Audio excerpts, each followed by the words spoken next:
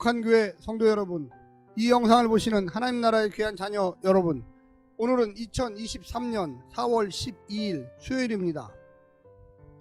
오늘 매일 성경 본문에서는 진영 끝에서부터 시작된 불평이 12장에 이르러 모세의 가장 가까운 측근에게까지 도달해 있습니다. 미리암과 아론이 모세의 리더십을 공공연히 반대하면서 광야 생활을 하는 이스라엘 백성 공동체는 심각한 분열의 위기를 맞습니다. 하나님은 모세의 리더십을 인정하시고 그것이 하나님의 권위로부터 유래했음을 확언해 주십니다. 오늘 본문을 나누어 보겠습니다. 민수기 12장 1절부터 2절 미리암과 아론의 불평, 3절부터 10절 하나님의 진노, 11절부터 12절 아론의 간청, 13절부터 14절 모세의 중보와 하나님의 응답, 15절부터 16절 계속되는 여정. 오늘 본문 민수기 12장 1절부터 16절 말씀을 듣고 다시 오겠습니다.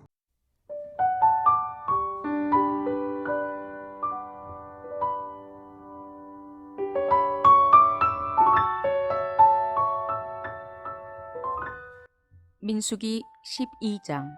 모세가 구스 여자를 취하였더니 그 구스 여자를 취하였으므로 미리암과 아론이 모세를 비방하니라. 그들이 이르되 여호와께서 모세와만 말씀하셨느냐 우리와도 말씀하지 아니하셨느냐 하매 여호와께서 이 말을 들으셨더라. 이 사람 모세는 온유함이 지면의 모든 사람보다 더하더라. 여호와께서 갑자기 모세와 아론과 미리암에게 이르시되 너희 세 사람은 회막으로 나아오라 하시니 그 세 사람이 나아가매 여호와께서 구름 기둥 가운데로부터 강림하사 장막 문에 서시고 아론과 미리암을 부르시는지라.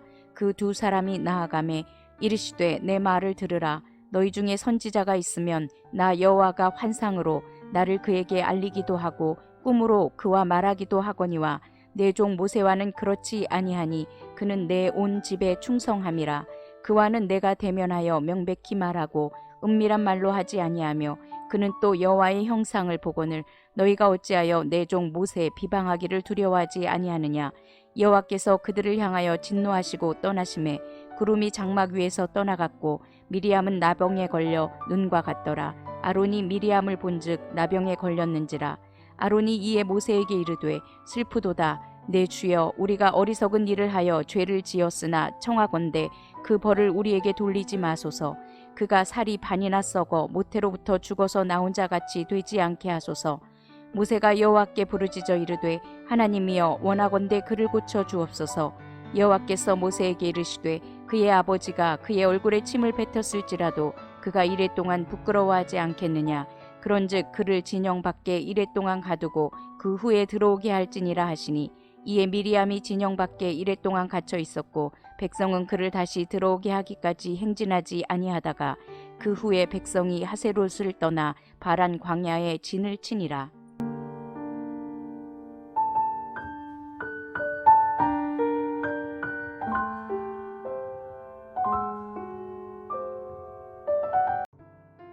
모세가 구스 여인을 취한 사건이 비방거리를 제공했습니다.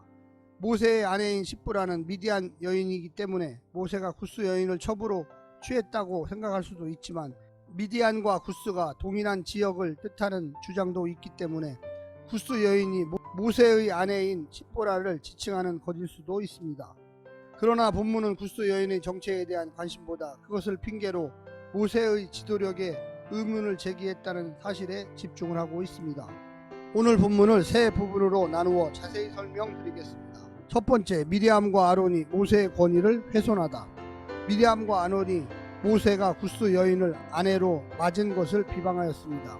그런데 그건 표면적인 이유이고 사실은 그의 지도력에 이의를 제기하는 것으로 보입니다. 모세뿐만 아니라 자기들도 하나님의 말씀을 받았음을 강조하는 것을 볼 때 모세의 권위 아래 있고 싶지 않다는 뜻일 것입니다. 의도를 가진 비판과 트집으로 지도자의 권위를 훼손하는 것은 탐욕스런 권력욕에 불과하며 공동체를 생각하지 않는 이기적인 형태입니다. 구스 여인의 신앙보다 혈통을 문제 삼은 것도 문제지만 지도자의 권위는 하나님께 속한 것임을 인정하지 않은 것도 큰 문제가 되었습니다. 모세는 모두가 다 자기처럼 선지자 되기를 바랬지만 미리암과 아론은 모세의 자리를 탐한 것입니다. 두 번째는 모세를 변호하고 아론과 미리암은 심판하시다. 하나님은 아론과 미리암의 이의제기를 기각하십니다. 모세의 특별함을 부각하십니다. 다른 선지자들은 꿈과 환상으로 계시하시지만 모세는 직접 대면하여 모호하지 않게 말씀하시고 자신의 형상도 보여주는 특별한 종이라고 두둔하십니다. 그는 하나님을 대신하여 하나님의 짚을 맡아 충성하는 대리인이기에 그의 권위를 넘보는 것은 죄라고 하십니다. 그들의 의도가 순수하지 않은 것은 그들에게 나병을 주신 하나님의 심판에서 알 수 있습니다.